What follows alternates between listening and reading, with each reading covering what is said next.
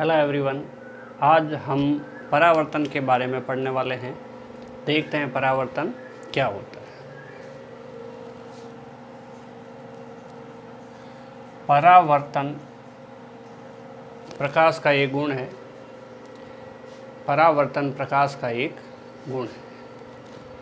तो परावर्तन में हम एक सतह लेते हैं और ये नीचे कुछ चमकीला पदार्थ का लेपन कर देते हैं एक तरफ। जिधर से चमकीले पदार्थ का लेपन करते हैं उधर से परावर्तन नहीं होता है, उसकी दूसरी साइड से परावर्तन होता है।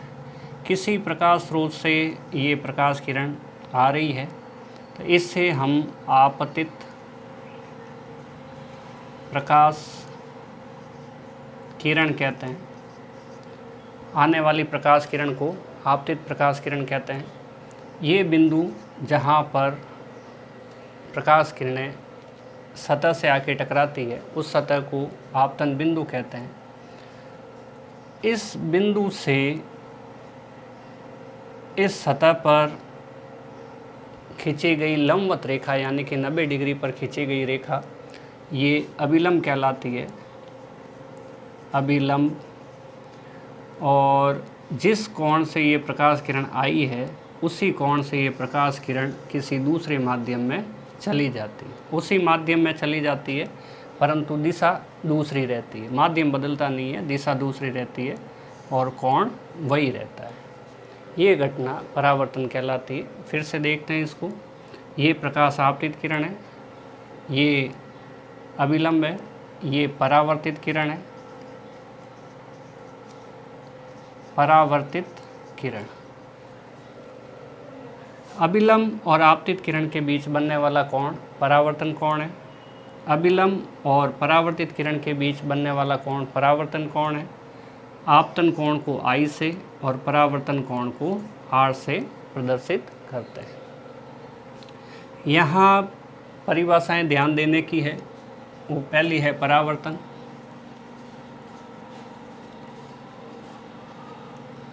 परिभाषा बोल के बताते हैं।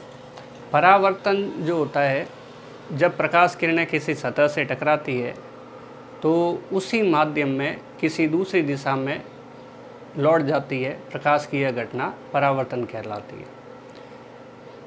इस परावर्तन की घटना के दो नियम हैं और कुछ परिभाषाएं हैं। पहली परिभाषा हमने देखी, आपतित किरण। आपतित किरण। आपतित किरण। आपतित किरण वो होती है कि जो प्रकाश स्रोत से सतह तक आती है। प्रकाश स्रोत से सतह तक आती है। दूसरा है आपतन बिंदु। आपतन बिंदु। आपतन बिंदु वो बिंदु होता है जिस पर प्रकाश किरण सतह पर आकर मिलती है। अभिलंब।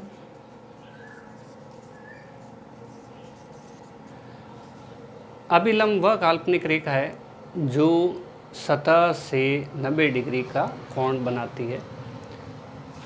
अगली है परावर्तित किरण। परावर्तित किरण।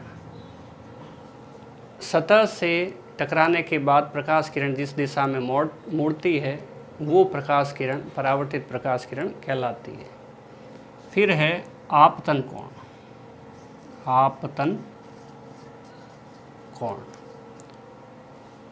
आपतित किरण और अभिलंब। आपतित किरण और अभिलंब के बीच बनने वाला कोण ये जो I है उसे हम आपतन कोण I कहते हैं। दूसरा है परावर्तन कोण। परावर्तन कोण। ये वाला कोण परावर्तन कोण है। अभिलंब और परावर्तित किरण। अभिलंब और परावर्तित किरण के बीच में जो कोण बनता है उसे परावर्तन कोण कहते हैं। इसे R से प्रदर्शित करते हैं। इसे R से प्रदर्शित करते हैं।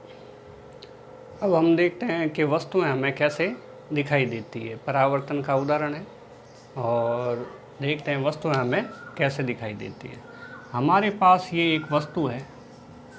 इस वस्तु को हम देखना चाहते हैं तो उसके लिए प्रकाश की आवश्यकता होगी। ये प्रकाश स्रोत है, किसी भी तरह का प्रकाश स्रोत ले सकते हैं। यहाँ से प्रकाश किरण आएगी, इस सतह से टकराएगी, परावर्तन होगा और उसके परावर्तन के पश्चात ये प्रकाश किरण अगर हमारी आँखों पर गिरती है तो इस घटना के कारण वस्तुएं हमें दिखाई देती है। यदि प्रकाश किरण यहाँ से वस्तु से टकराकर वापस नहीं आए और सीधी हमारी आँखों पर गिरती है तो प्रकाश किरणों की वजह से वस्तु हमें दिखाई नहीं देगी।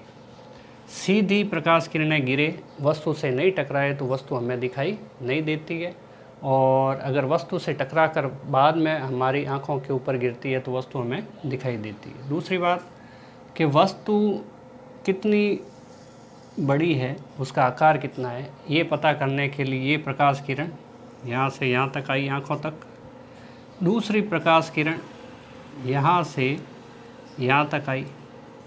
ये घटना, ये तरीका हमें बताता है कि वस्तु कितनी बड़ी है, आकार में कितनी बड़ी है। ये प्रकाश किरण इस किनारे ए से टकरा रही है, ये वाली प्रकाश किरण इस किनारे बी से टकरा रही है, तो वस्तु के आकार के बारे में हमें पता चलता है। तो कुल मिला के हमने देखा कि वस्तुएं प्रकाश स्रोत से निकले और वस्तु से टकराए, प्रकाश किरणें प्रकाश स्रोत से निकले, वस्तु से टकराए, फिर हमारी आँखों से टकराए तो वस्तुएं हमें दिखाई देती है। एक बात और कि समतल दर्पण जो होता है उससे प्रतिबिंब कितने बनते हैं ये देखते हैं। उसके लिए ये हमारे पास एक समतल दर्पण है, इससे जो प्रतिबिंब बनता है, समतल दर्पण से जो प्रतिबिंब बनता है उसके लिए कुछ गुण हैं हमारे पास। एक तो वर्चुअल होता है, वर्चुअल इमेज होती है। इसका मतलब इस इमेज को हम स्क्रीन के ऊपर नहीं ले सकते। दूसरा, ये इमेज सीधी बनती है, यानी कि मनुष्य अगर दर्पण के सामने खड़ा है तो उसका सिर ऊपर है तो दर्पण में भी ऊपर ही दिखाई देगा, पैर नीचे हैं तो दर्पण में भी नीचे ही दिखाई देगा। तीसरी बात कि दर्पण में जो चीज़ जितनी दूरी पर है अंदर भी उतनी ही दूरी पर दिखाई देगी, यानी कि प्रतिबिंब उतना ही अंदर दिखाई देगा दर्पण से जितना बिंब दर्पण से बाहर दूरी पर है, तो इसे समान दूरी कहते हैं। अगर हम चित्र बना के देखें तो हमारे पास ये दर्पण है, ये व्यक्ति है,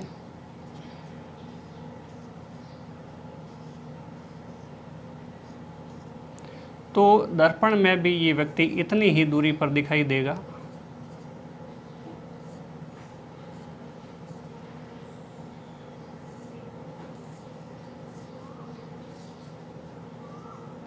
दर्पण में भी इतनी ही दूरी पर दिखाई देगा। ये दूरी अगर x है तो ये वाली दूरी भी x होगी, ये दोनों दूरियां बराबर होगी। सीधा प्रतिबिंब, यानी कि इसका सिर ऊपर है बिंब का तो इसका भी सिर ऊपर है। चौथी बात है पार्श्व, तो इसके अंदर हमें व्यक्ति का जो दायां हाथ होता है दर्पण में बाईं ओर दिखाई देता है और बायां हाथ होता है वो दर्पण में दाईं ओर दिखाई देता है। दायां भाग बाईं ओर और बायां भाग दाईं ओर दिखाई देता है। तो इस चीज़ को हम दर्पण के ये गुण हुए। पहला गुण वर्चुअल इमेज होती है, इसको हम स्क्रीन पर नहीं ले सकते। दूसरा, इमेज सीधी बनती है, सिर ऊपर रहेगा दोनों का, बिंब और प्रतिबिंब का दूरी समान रहेगी। दर्पण से बिंब की दूरी और दर्पण से प्रतिबिंब की दूरी हमेशा बराबर रहेगी। पार्श्विक प्रतिबिंब बनेगा। इसका मतलब यदि हम लेफ्ट हैंड ऊपर करेंगे तो दर्पण में ऐसा प्रतीत होगा कि प्रतिबिंब राइट हैंड ऊपर कर रहा है, और अगर हम राइट हैंड ऊपर करेंगे तो दर्पण में ऐसा प्रतीत होगा कि वो लेफ्ट हैंड ऊपर कर रहा है।